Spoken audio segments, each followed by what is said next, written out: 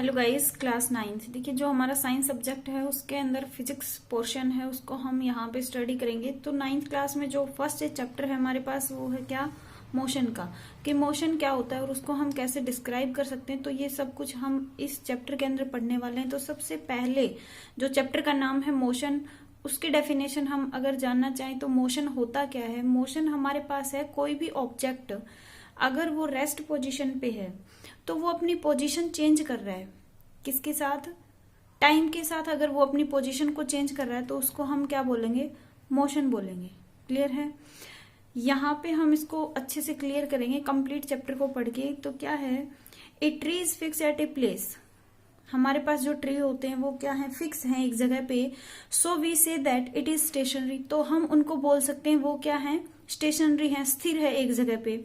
Similarly उसी प्रकार a house, जो हमारे अपने जो मकान होते हैं वो, ए स्कूल फैक्ट्री वगैरह, इलेक्ट्रिक पोल और जो खंबे होते हैं, telephone pole are all stationary object. वो सभी ऑब्जेक्ट जो है वो क्या है, स्टेशनरी है, एक जगह पे फिक्स है।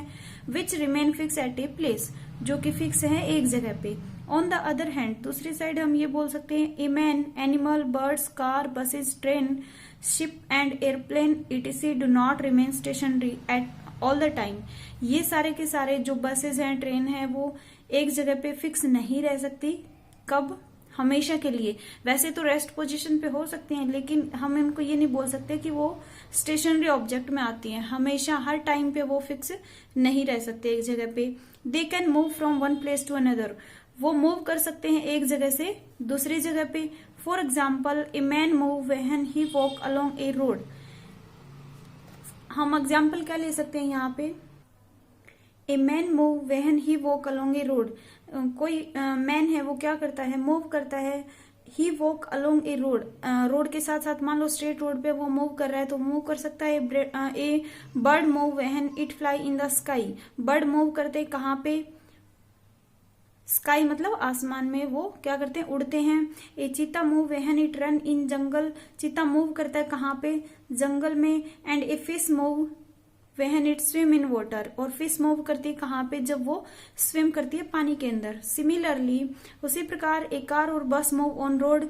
कार और बसेस में मूव करती है रोड के ऊपर। A train move on track, और ट्रेन जो है वो मूव करती है ट्रैक पे।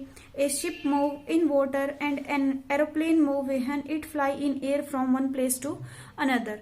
तो हम यहाँ से इनका जो एग्जाम्पल लेके चल सकते हैं वो क्या कर सकते हैं, रेस्ट में भी हो सकते हैं और वो मोशन में भी होते हैं। टू मूवमेंट ऑफ बॉडी और ऑब्जेक्ट इज कॉल्ड मोशन। कोई भी बॉडी का या कोई ऑब्जेक्ट है हमारे पास, उसका जो मूवमेंट होता है वही क्या कहलाता है, मोशन कहलाता है। A common characteristics of all the moving bodies is that they change their position with time. इन सभी की एक कैरेक्टरिस्टिक्स है कॉमन, क्या कि वो अपने पोजीशन को चेंज कर रहे हैं, किसके साथ, टाइम के साथ। We can now define motion as follows. अब हम यहाँ से इसकी डेफिनेशन बना सकते हैं मोशन की, कि मोशन क्या होता है। A body is said to be in motion और moving when its position change continuously with respect to a stationary object take as reference point.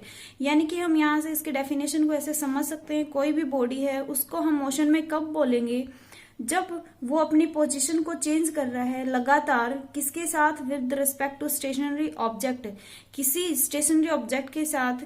Take as reference point, यानी कि उसको हम स्टेशनरी ऑब्जेक्ट को एक रेफरेंस पॉइंट लेके चल सकते हैं। कैसे? जैसे मान लो एक ट्री है, उसको हमने क्या मान लिया, वो स्टेशनरी है एक जगह पे।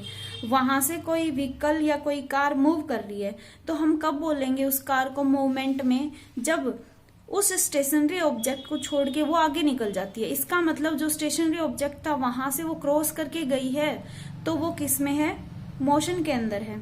For example, when the position of car change continuously. हम मान लेते हैं कार की पोजीशन चेंज हो रही है कंटिन्यूसली विद रिस्पेक्ट, किसके रिस्पेक्ट में, स्टेशनरी ऑब्जेक्ट के रिस्पेक्ट में, like houses and trees etc we say that the car is moving और that the car is in motion। तो हम बोल सकते हैं वो कार मूव कर रही है या फिर वो मोशन में है। Let us take an example, एक एग्जाम्पल लेके चलेंगे to understand the meaning of motion more clearly। यहाँ पे हमने डेफिनेशन देखी है मोशन की, उसको और अच्छे से क्लियर करने के लिए हम और एग्जाम्पल लेके चलेंगे। अभी देखिए हमने यहाँ पे क्या लिया हुआ है, एक एग्जाम्पल लिया है। क्या? मूविंग कार है, कोई ए पॉइंट के ऊपर है, ठीक है। यहाँ पे स्टेशनरी ऑब्जेक्ट है, एक तो ट्री है हमारे पास, दूसरा क्या है, हाउस है। और देखते हैं थोड़ी देर बाद, आफ्टर 5 मिनट बाद देखते हैं हम, जो ए पॉइंट के ऊपर हमारी कार थी वो कहाँ पहुंच जाती है, बी पॉइंट के ऊपर पहुंच जाती है। तो देखिए क्या एक्सप्लेनेशन है इस चीज की। इन फिगर 2 में हम क्या देखते हैं, we see a car at position A. हमने देखा एक कार है किस पोजीशन पे, ए पॉइंट के ऊपर, in front of house and a tree. किसके सामने है, एक तो ट्री है वहां पे और एक हाउस है, उसके सामने हमारे पास एक कार है ए पॉइंट पे। इन दिस केस, इस केस में हम ले सकते हैं जो ये ट्री है और हाउस है वो स्टेशनरी ऑब्जेक्ट है, उनको हम मान लेते हैं क्या है, ये रेफरेंस पॉइंट है। नाउ आफ्टर 5 सेकेंड, तो अब हम देखते हैं 5 सेकेंड बाद, we see the same car at position B. उसी कार को, जो ए पॉइंट के ऊपर हमारे पास कार थी, उसी कार को हम देखते हैं वो बी पॉइंट पे पहुंच जाती है 5 सेकेंड बाद, which is quite far away from the house and the tree. और जो कि बी पॉइंट है वो बहुत दूर है, किससे, ट्री से और हाउस से। दिस मीन्स, इसका मतलब ये हुआ that the position of this car is changing continuously. इसका मतलब जो कार थी वो अपना पोजीशन चेंज कर रही है कंटिन्यूसली, लगातार, विद रिस्पेक्ट, किसके रिस्पेक्ट में, स्टेशनरी ऑब्जेक्ट के रिस्पेक्ट में, यानी कि ट्री और हाउस के रिस्पेक्ट में। So we see that this car is moving और that this car is in motion. इसका मतलब हम कह सकते हैं जो कार ए है, ए पॉइंट पे थी पहले, वो मूव करके कहाँ पहुंच जाती है, बी पॉइंट के ऊपर। इसका मतलब जो कार है वो किस में है, मोशन में।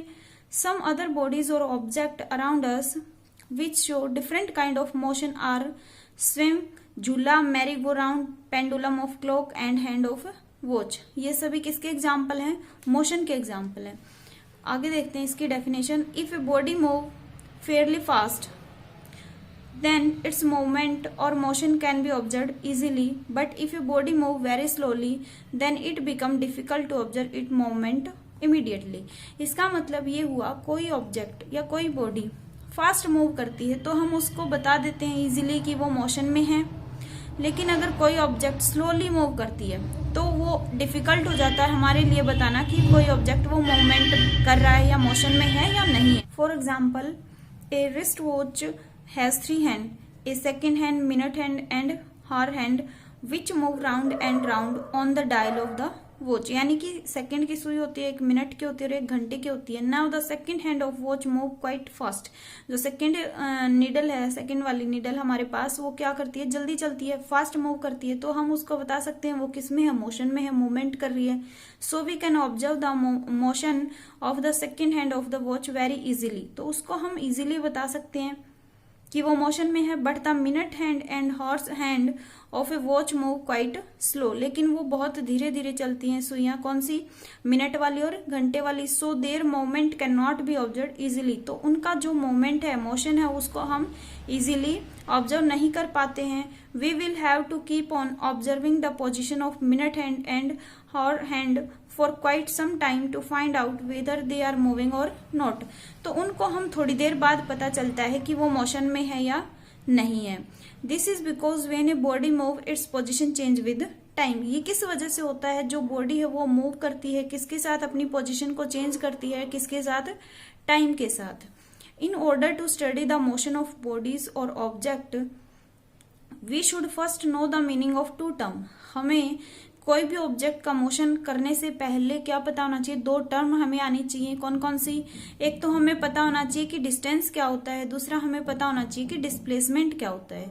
These are discuss below. Another point to be noted is that in the study of motion whether we use the term body और object it mean the same thing. यानी कि चाहे हम ऑब्जेक्ट का नाम ले चाहे बॉडी का नाम ले, दोनों ही क्या है, सेम बात है। तो हमें पता होना चाहिए डिस्टेंस क्या होता है और डिस्प्लेसमेंट क्या होता है। तो यहाँ बुक से पढ़ने से पहले मैं आप लोगों को बता देती हूँ कि डिस्टेंस क्या है और डिस्प्लेसमेंट क्या है। तो जो डिस्टेंस होता है हमारे पास, वो टोटल पाथ लेंथ होता है कि हमने कितना पाथ कवर किया है, वो क्या है, डिस्टेंस। टोटल पाथ जितना हम कवर करते हैं उसको हम बोलते हैं डिस्टेंस। और डिस्प्लेसमेंट किसे बोलेंगे, डिस्प्लेसमेंट हम शॉर्टेस्ट पाथ को बोलेंगे। यानी कि शॉर्टेस्ट, जितना छोटे से छोटा पाथ कवर कर सके हम, यानी कि फाइनल और जो इनिशियल पॉइंट हमारा, उन दोनों का डिफरेंस बोल सकते हैं एक तरह से, उसको हम क्या बोलते हैं, डिस्प्लेसमेंट। अच्छे से यहाँ कवर करते हैं। In everyday language, the words distance and displacement are used in the same sense, but in physics these two words have different meaning. हम वैसे तो एवरीडे लाइफ में यूज करते हैं डिस्टेंस और डिस्प्लेसमेंट, सेम बात है, लेकिन फिजिक्स में इन दोनों का मीनिंग अलग है. Let us understand this difference by taking an example. हम इस डिफरेंस को पढ़ेंगे एक एग्जाम्पल के साथ. Suppose a man lives at place A and he has to reach another place C. मान लो कोई मैन है, वो खड़ा है कहाँ पे, ए पॉइंट पे. डायग्राम में देखें, ए पॉइंट पे अगर वो खड़ा है तो वो चाहता है कहाँ पे पहुंचना, सी पॉइंट पे पहुंचना. But first he has to meet his friend living at place B. लेकिन वो मिलना भी चाहता है बी पॉइंट पे, उसका कोई दोस्त खड़ा है उससे. तो वो क्या करेगा, मैन ए पॉइंट से चलेगा, बी पॉइंट पे अपने फ्रेंड से मिलेगा, बी से मिलके वो कहाँ पहुंच जाता है, सी पॉइंट पे पहुंच जाता है. Now the man start from point A and travel at distance 5 kilometre. 5 kilometre दूर जाके वो अपने फ्रेंड बी पॉइंट पे जो उसका फ्रेंड है उससे मिलता है. And then travel another 3 kilometre from B to reach C. और उसके बाद बी पॉइंट से चल के वो 3 किलोमीटर चलता है और फिर सी पॉइंट पे पहुंच जाता है. Thus the man goes along the path A B C. तो वो क्या हुआ, कहाँ से चला, ए पॉइंट से चला, बी पे पहुंचा, बी से चला, सी पे पहुंचा. इसका मतलब उसने कौन सा पाथ कवर किया, A B C. Length of the path A B C gives us the actual distance travel by the man. जो एक्चुअल डिस्टेंस उसने कवर की है वो कहाँ से कहाँ, पहले 5 किलोमीटर, उसके बाद 3 किलोमीटर, यानी कि 5 किलोमीटर और 3 किलोमीटर टोटल उसने कितनी कवर कर ली, 8 किलोमीटर. दस the distance travelled by A body is the actual length of the path covered by A moving body irrespective of the direction in which the body travel. यानी कि जो distance travel किया किसी body ने, actual जो length थी उसकी, path cover किया उसने मूव करके, और डायरेक्शन उसकी कौन सी, in which the body travel. Direction भी वही हुई जो जिस डायरेक्शन में बॉडी ट्रेवल कर रही है. फॉर एग्जाम्पल हम मान लेते हैं इसी केस में जो एक्चुअल लेंथ है उसकी कितना पाथ कवर किया, 5 ये है और 3 ये है. 5 किलोमीटर प्लस 3 किलोमीटर टोटल कितनी हुई, 8 किलोमीटर.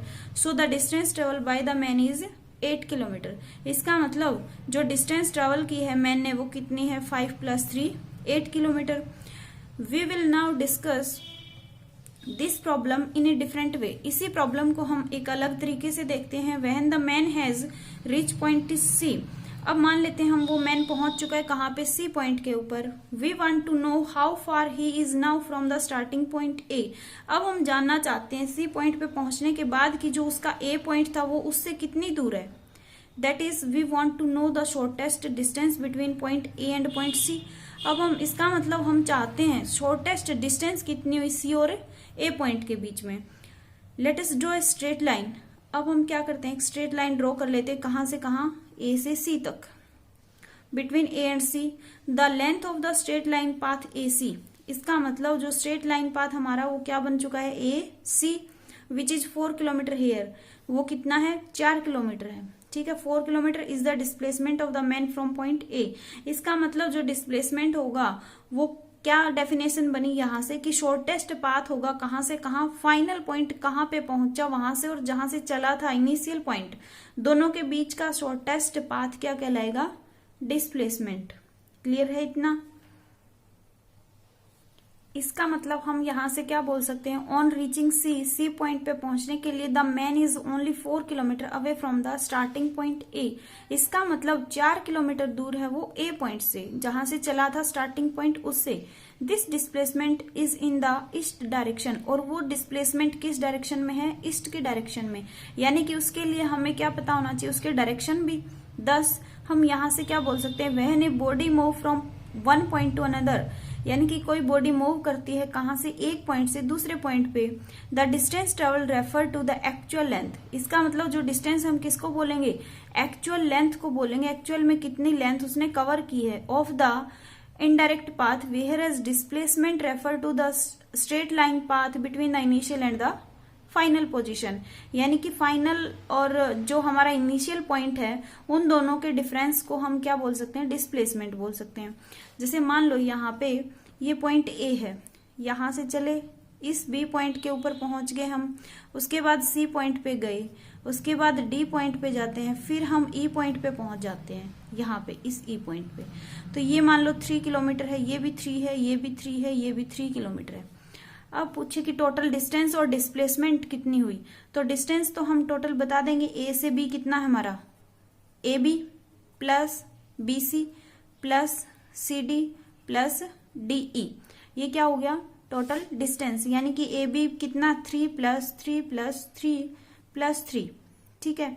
हम बोल सकते हैं यहां से कितना 3 किलोमीटर 3 किलोमीटर 3 और 3, ठीक है। तो टोटल कितना हो गया हमारे पास A B B C D और डी सी, यानी कि 3 प्लस 3 प्लस 3 प्लस 3 कितना हो गया टोटल 3 3 6 और 9 और 12 किलोमीटर क्या हो गया हमारे पास डिस्टेंस। अभी पूछे कि ए पॉइंट से और ई पॉइंट तक, इनिशियल पॉइंट यही था, फाइनल पॉइंट ये है, दोनों के बीच का डिस्टेंस क्या कहलाएगा डिस्प्लेसमेंट। तो हम यहां से इसको कवर कर लेंगे बीई को। अगर ये वाला 3 किलोमीटर है तो ये भी कितना हो जाएगा हमारे पास 3 किलोमीटर, क्योंकि ये क्या है एक स्क्वायर है। तो अगर ये ए बी 3 है और बी ई भी 3 है तो टोटल डिस्प्लेसमेंट कितना हो जाएगा 6 किलोमीटर, ठीक है। तो ऐसे हम निकालेंगे किसकी वैल्यू डिस्टेंस और डिस्प्लेसमेंट की। So, whatever be the actual length of the path followed by a moving body, displacement of the body is always represented by the shortest distance. Actual जो length होगी वो तो हमारे पास distance होगी, और shortest distance जो होगी किस किस के बीच में, इनिशियल और फाइनल पोजीशन के बीच में, उसको हम डिस्प्लेसमेंट बोलेंगे। Thus when a body move from one position to another, इसका मतलब हम यहाँ से क्या बोल सकते हैं, जब बॉडी मूव करेगी एक पोजीशन से दूसरे पॉइंट के लिए, द शॉर्टेस्ट और straight line distance between the initial position and final position, या तो शॉर्टेस्ट डिस्टेंस होगी या फिर उसको हम बोल सकते हैं वो किस में होगा, मोशन स्ट्रेट लाइन में होगा। बिटवीन किस किस के बीच में शॉर्टेस्ट डिस्टेंस होगी, इनिशियल पोजीशन और फाइनल पोजीशन के बीच में। Along with direction is known as its displacement, किसके साथ, जो इनिशियल पोजीशन और फाइनल पोजीशन के बीच का जो डिस्टेंस होगा उसके साथ हम क्या देखेंगे, डायरेक्शन भी देखेंगे, उसी को हम क्या बोलेंगे डिस्प्लेसमेंट।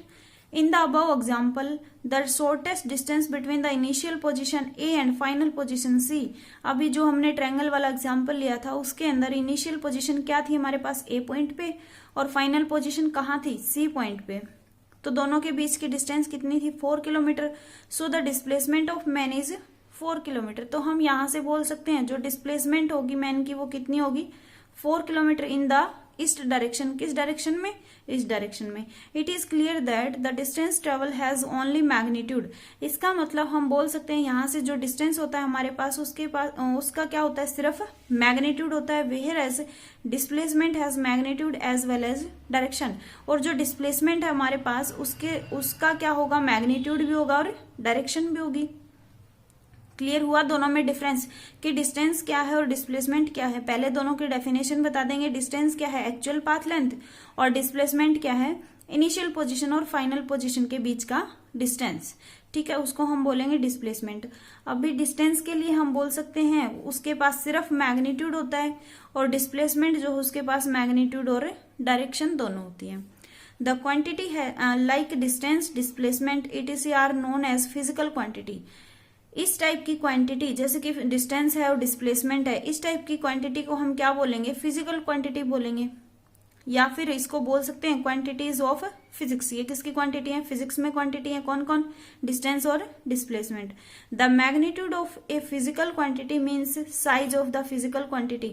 मैग्नीट्यूड से क्या मतलब है यहाँ पे कि उसका साइज कितना है, 1 2 3 4 जो भी न्यूमेरिक वैल्यू है और उसके आगे हम यूनिट लगा देते हैं तो वो उसका क्या बन जाता है, मैग्नीट्यूड, उसकी साइज बताता है किसी क्वांटिटी की। A physical quantity having only magnitude is known as scalar quantity. यहां से हम स्केलर और वेक्टर क्वांटिटी की डेफिनेशन बनाएंगे। क्या, ए physical quantity having only magnitude और साइज, कोई भी क्वांटिटी है सिर्फ उसके पास मैग्नीट्यूड है उसको हम क्या बोलेंगे, scalar quantity. A scalar quantity has no direction, जो स्केलर क्वांटिटी होती है उनके कोई डायरेक्शन नहीं होती। ऑन द अदर हैंड, दूसरे शब्दों में हम बोल सकते हैं, दूसरी साइड हम क्या बोलेंगे, a physical quantity having magnitude as well as direction. वो फिजिकल क्वांटिटी जिसके पास मैग्नीट्यूड भी है और डायरेक्शन भी है उसको हम क्या बोलेंगे, वेक्टर क्वांटिटी। क्लियर है इतनी बात कि जो स्केलर क्वांटिटी होती है उनके पास सिर्फ मैग्नीट्यूड होता है और जो वेक्टर क्वांटिटी होती है उसके पास मैग्नीट्यूड के साथ साथ डायरेक्शन भी होती है। तो यहां से हमने फर्स्ट अलग से पॉइंट बना के लिखा हुआ है distance is a scalar quantity. जो डिस्टेंस है उसको अभी देखा हमने, उसके पास क्या है, सिर्फ मैग्नीट्यूड है, तो उसको हम बोल सकते हैं वो स्केलर क्वांटिटी है, क्योंकि स्केलर क्वांटिटी के पास सिर्फ क्या रहता है, magnitude. Because it has magnitude only, it has no specified direction. Distance को हम स्केलर क्वांटिटी क्यों बोलेंगे, क्योंकि इसके पास सिर्फ क्या है, मैग्नीट्यूड है, कोई स्पेसिफाइड डायरेक्शन नहीं है, इसलिए डिस्टेंस क्या हमारे पास एक स्केलर क्वांटिटी है। और displacement is a vector quantity. Displacement को हम वेक्टर क्वांटिटी बोलेंगे, क्यों, क्योंकि डिस्प्लेसमेंट के पास मैग्नीट्यूड भी है और क्या है, डायरेक्शन भी है, दोनों है, इसलिए हम इसको क्या बोलेंगे, वेक्टर क्वांटिटी बोलेंगे। यानी कि डिस्प्लेसमेंट के पास क्या है, magnitude as well as direction. Clear है इतना। उसके आगे देखिए, फॉर एग्जाम्पल हम मान लेते हैं if a car travel a distance of 50 kilometre. हमने मान लिया कि कार ने ट्रेवल किया कितना distance, 50 kilometre. Then the expression 50 kilometre is the distance travel. इसका मतलब हम 50 किलोमीटर बोलते ही समझ जाएंगे कि उस कार ने कितना डिस्टेंस कवर किया है, 50 kilometre. And if the car is travelling in a straight line in the east direction, अगर 50 किलोमीटर के साथ हम उसके डायरेक्शन भी फिक्स कर दें कि किस डायरेक्शन में उसने कवर किया है, तो वो क्या हो जाता है, उसका डिस्प्लेसमेंट हो जाता है, इन द ईस्ट डायरेक्शन और any other direction. Then the expression 50 kilometre towards east is the displacement of the car. अगर ये लिख दिया हमने 50 kilometre towards east, 50 kilometre towards west, north, south, कुछ भी, 20 किलोमीटर टुवर्ड्स नॉर्थ लिख दिया, तो वो क्या है, उसका डिस्प्लेसमेंट है। उसके साथ उसके डायरेक्शन स्पेसिफाई कर दी हमने, इसलिए वो क्या बन जाता है, डिस्प्लेसमेंट। और डिस्प्लेसमेंट क्या है, एक vector quantity. The distance travel by A moving body can not be zero. Distance travel करती है कोई बॉडी, मूव कर रही है, तो वो कभी जीरो नहीं हो सकती। But the final displacement of moving body can be zero. लेकिन डिस्प्लेसमेंट जीरो हो सकता है। देखिए, कुछ भी कवर करेगा, मान लो कोई ऑब्जेक्ट रेस्ट पोजिशन पे है, उसने कुछ डिस्टेंस कवर ही नहीं किया, तब तो वो चला ही नहीं है। लेकिन जैसे ही मूव करता है, मूविंग बॉडी है हमारे पास, तो वो कभी जीरो नहीं हो सकता, उसका डिस्टेंस कुछ ना कुछ कवर करेगा। और जो डिस्प्लेसमेंट है वो कोई मूविंग बॉडी है उसका जीरो हो सकता है। कैसे, देखिए, the displacement of a moving body will be zero if after travelling a certain distance the moving body finally come back to its starting point. अभी हमने देखा डिस्प्लेसमेंट के डेफिनेशन में क्या था, डिस्प्लेसमेंट था हमारे पास कि ये पॉइंट ए है, यहां से ये इनिशियल पॉइंट है, यहां से चला और इस बी पॉइंट तक गया वो ऑब्जेक्ट, तो जो डिस्टेंस है इनिशियल और फाइनल के बीच में, वो हमारे पास डिस्प्लेसमेंट था। अभी मान लो यहाँ पे ऑब्जेक्ट और वो सर्किल में मूव करता करता यहीं पे पहुंच जाता है, ठीक है, सर्किल में मूव कर रहा है, ए से चला और ए पे ही पहुंच जाता है यहाँ पे। इसका मतलब उसका इनिशियल पॉइंट भी ए है और फाइनल पॉइंट भी ए है, तो दोनों का डिफरेंस क्या हुआ, इनिशियल और फाइनल के बीच में कुछ भी नहीं। तो आंसर क्या मिलता हमें, डिस्प्लेसमेंट कितना है, जीरो। यही डेफिनेशन है यहाँ पे, क्या, if after travelling a certain distance the moving body finally come back to its starting point, जहां से चला था वहीं पहुंच जाता है। This will become clear from the following example. ये हम यहाँ एक एग्जाम्पल से क्लियर कर पाएंगे। Suppose a man start from place A and travel a distance of 5 kilometre. कोई मैन है, उसने स्टार्ट किया चलना ए पॉइंट से और वो कवर करता है कितना डिस्टेंस, 5 किलोमीटर का, टू रीच प्लेस बी, और वो बी पॉइंट पे पहुंच जाता है। अभी यहाँ पे ट्रायंगल वाला एग्जाम्पल लेंगे, फिर उसके बाद सर्किल वाला। मान लो ए से चला बी पे पहुंच जाता है 5 किलोमीटर कवर करके। From place B he travel another 3 kilometre. B से फिर सी पॉइंट के लिए चलता है वो 3 kilometre and reach place C, और सी पॉइंट पे पहुंच जाता है। And finally the man travel 4 kilometre from place C to reach back to the starting point A, और सी से चल के ए पॉइंट पे पहुंच जाता है, उसने कवर किया 4 किलोमीटर। इन दिस केस, अब इस केस में हम बोल सकते हैं दो the man has travel a distance कितना कवर किया, 5 + 3 + 4, 12 kilometre, but the final displacement of the man is 0। लेकिन अगर इसका डिस्प्लेसमेंट देखें तो क्या रहेगा, 0, क्योंकि ए से चला था और ए पे पहुंच गया, तो इनिशियल और फाइनल पॉइंट यही है। इसका मतलब जो डिस्प्लेसमेंट होगा वो क्या है, 0 है। अभी सेकेंड एग्जाम्पल है, ये वाला मान लेते हैं हम, ए पॉइंट से चले उसकी रेडियस आर है सर्किल की, और ऐसे मूव करके ए पॉइंट पे आ जाते हैं। तो अगर डिस्टेंस पूछे तो डिस्टेंस तो इसकी जो सर्किल की सरकमफेरेंस होती है उसके इक्वल हो जाता है डिस्टेंस तो।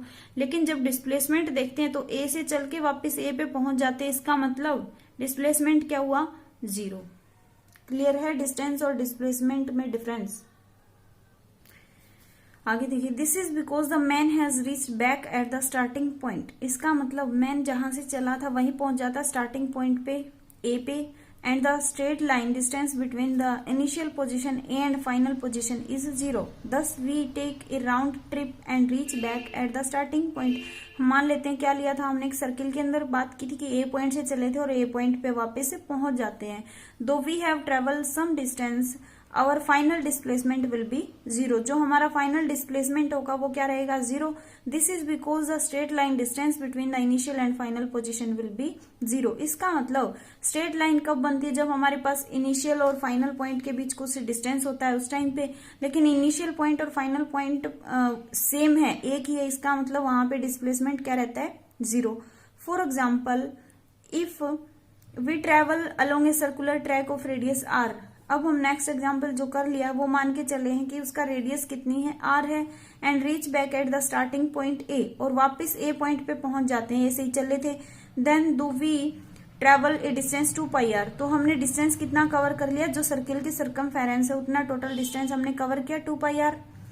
But our final displacement will be 0। लेकिन जो हमारा डिस्प्लेसमेंट होगा वो क्या रहेगा, 0।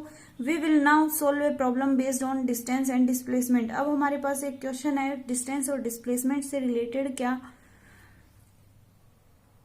ए man travel a distance of 1.5 metre. हम मान लेते हैं एक मैन ट्रेवल कर रहा है कितना डिस्टेंस, 1.5 मीटर टुवर्ड्स ईस्ट। किस डायरेक्शन में, ईस्ट में। Then 2 metre towards south. उसके बाद यहां से ये देख लो, ए पॉइंट से चला था कितना, 1.5 डिस्टेंस कवर किया, ये ईस्ट डायरेक्शन है। And then 2 metre towards south, और उसके बाद 2 मीटर चलता है किस तरफ, साउथ की तरफ। And finally 4.5 metre towards east, और उसके बाद यहां से 4.5 मीटर चलता है किधर, ईस्ट की तरफ। ठीक है, तो क्वेश्चन है what is the total distance travel and what is his resultant displacement. तो डिस्टेंस और डिस्प्लेसमेंट 1.5 प्लस 2 प्लस 4.5 टोटल कितना हो जाता है, 8 मीटर। ठीक है, ये तो क्या आ गया हमारे पास, डिस्टेंस आ जाता है। अब हम निकालेंगे डिस्प्लेसमेंट यहां से। तो डिस्प्लेसमेंट कैसे निकालेंगे, to find the resultant displacement we should draw a map of the man's movement by choosing a convenient scale. Let 1 centimetre represent 1 metre. ये वाला ऐसे नहीं करेंगे, हम अपने अकॉर्डिंग इसको सोल्व करेंगे। ये हमारे पास सैंपल प्रॉब्लम क्या कहता है कि ए पॉइंट से चल के 1.5 मीटर चलता है किधर, ईस्ट की तरफ, फिर बी पॉइंट पे पहुंच जाता है, फिर बी से चलता है साउथ की तरफ 2 मीटर चलता है, यानी कि 2 मीटर चल के सी पॉइंट पे पहुंच जाता है, फिर साउथ से यानी सी पॉइंट से ईस्ट की तरफ चलता है और डी पॉइंट पे पहुंच जाता है। कितना डिस्टेंस कवर करके, 4.5 मीटर कवर करके। तो डिस्टेंस तो हमने निकाल दिया, 1.5 प्लस 2 प्लस 4.5।